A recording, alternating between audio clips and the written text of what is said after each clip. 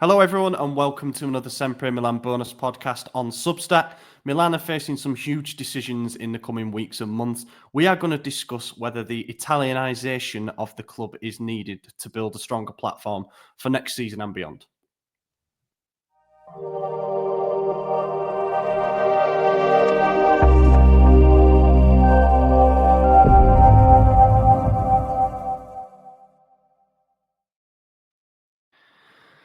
It's been really tense, boys, the last few minutes. It has. Trouble in paradise. We've been fighting, everyone.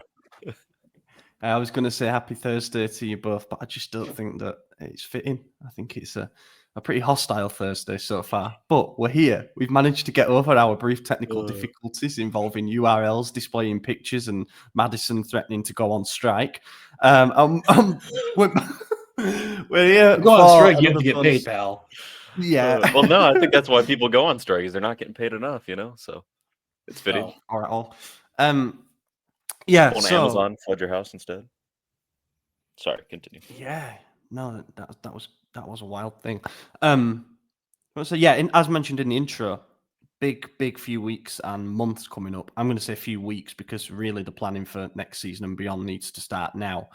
And obviously, there are so many reports doing the rounds in the media at the moment regarding who Milan may hire as sporting director, as head coach, what's going to happen with the playing squad, what impact this director would have in terms of what players and coach to go for, blah, blah, blah. It seems like we're picking between various different packages, if you like. So you've got like a Paratici who would want Conte ideally or Allegri to come in and probably do some kind of Italian rebuild. And then you've got like the Eintracht Frankfurt director who would probably come in and pick a different coach, and our market would be more European, as it has been in recent years. But yeah, that's the overriding theme is the idea of going back to ItalMilan. Remember that in the days of Berlusconi? Those were good times. Hated it then, I hate it now. Continue. Yeah, this is...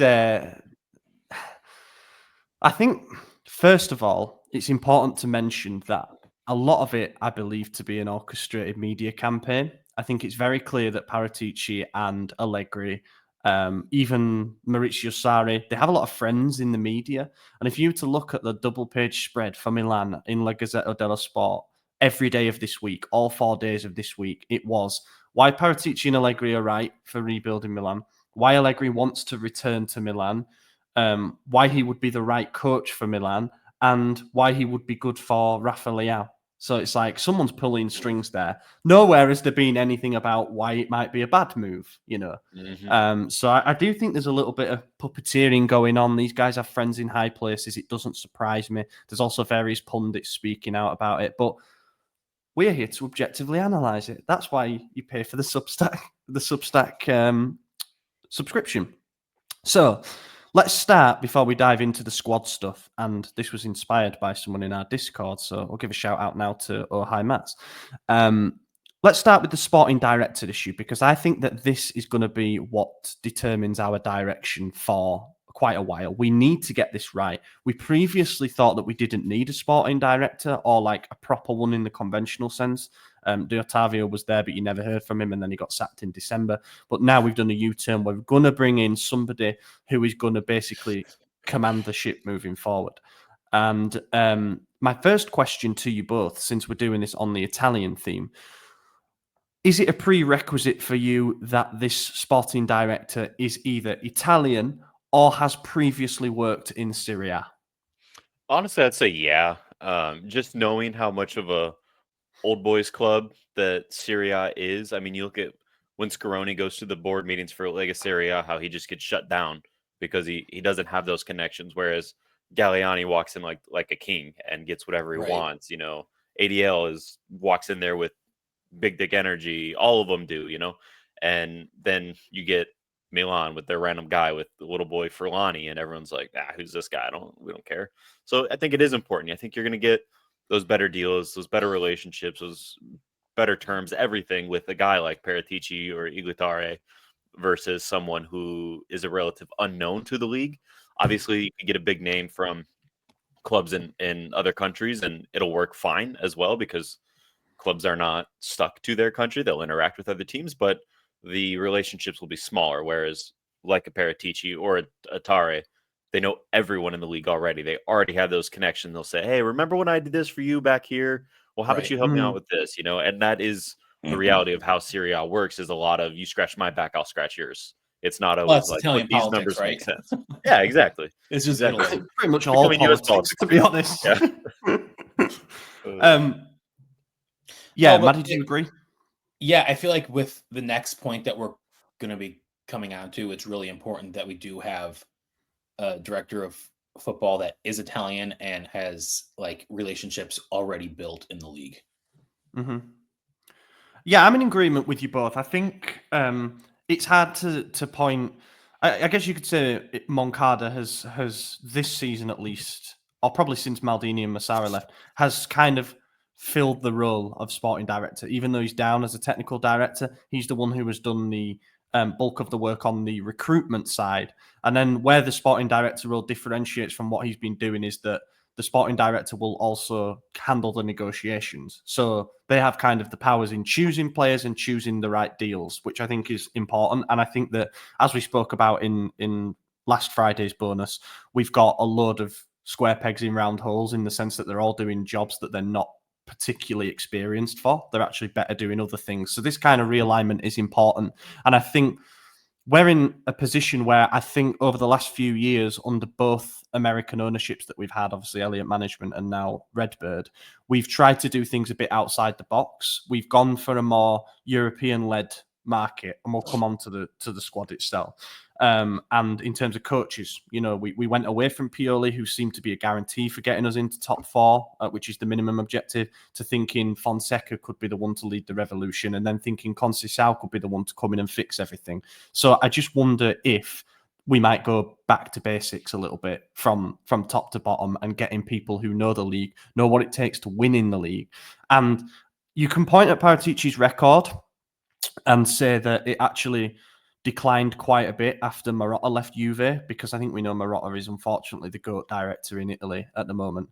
But I still think he has very, very valuable experience being part of a winning organisation, being used to the pressures that are that big at a club like Juventus. You have to get almost everything right. He ended up, I guess, paying for some of the failures towards his latter years when they failed to really replace the old guard that were on their way out. Then he went to Spurs, and I think at Spurs his work is judged relatively favourably, even if at the moment they're not having the best of seasons. So I think that he would be a good starting point. I'm finding myself more and more in favour of that.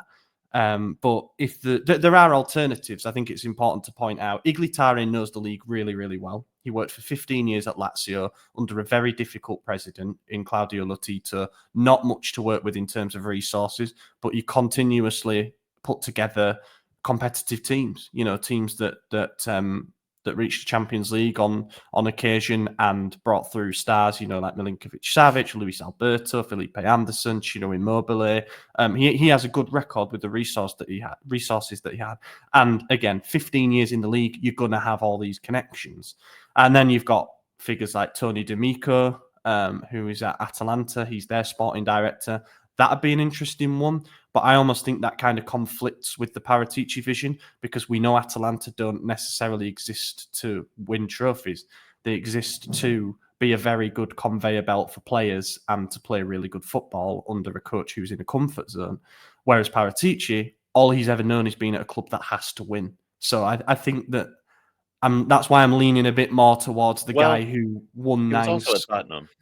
He was at Tottenham for a little bit, and then the ban kicked in. That's another thing about him that is obviously going to be spoken about, but we're not naive enough to think that he wasn't watching games while he was banned, Of course. In fact, I think he's been an advisor for Spurs. somebody. He was spotted at a couple of Spurs games, though, while he was banned, which is quite funny. He just can't officially work as a sporting director until July, but he was working as an advisor for what I think was his team that he came through first, Sampdoria. He was working as an advisor for Sampdoria recently. So he's back in and around Italian football. And I think he'll be looking for the right project, chance to rehabilitate his image and all that stuff. So maybe you could argue that he's the good fit there. So we're in agreement. We're in agreement that someone who knows Serie A needs to come in and be the sporting director. What about the coach? Conceição's probably going, do you want us to go for, you know what the list of names are, Conte, Sarri, Allegri, maybe even someone like Vincenzo Italiano, Palladino, these younger guys who are doing a good job. Is it more important the nationality of the coach and the experience of Serie A, or like where they're at in their journey, basically?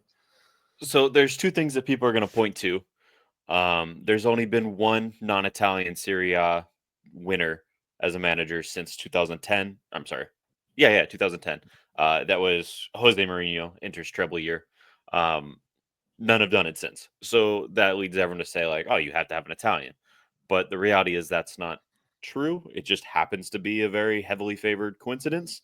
But the lack of the lack of foreign champions does not mean that there can never be one. So the nationality to me doesn't matter. You got to get a pro foot. Now, being Italian, growing up watching Serie A and playing and coaching in Serie A will give you an upper hand, obviously, right? That's experience. Everyone knows that. But it doesn't exclude someone of a foreign nationality to win the league. So to me, the nationality doesn't matter, nor is it important. But out of the names you named, yes, I would love a Conte, an Allegri, even a Sarri. I think those are probably the three best managers that are available. Obviously, Conte's at Napoli, but we all know he's a 18-month manager at best anywhere, so he's probably available at the end of the season. Yeah, most likely to be. Maddie, again, agreed? Yeah.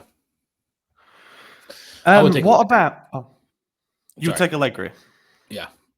Bring him back. Definitely, Boring yeah. football, but at least we'll get some points on the board. So it would feel full circle, wouldn't it? Like if Allegri was the guy who was here when the banter era begun, and then to bring him back to prevent a second banter era would just be like a nice little. David Moyes is bringing Everton back. Allegri is going to bring Milan back. It's going to be like the early 2000 or the late 20, Where's Everton at? Early 2010s.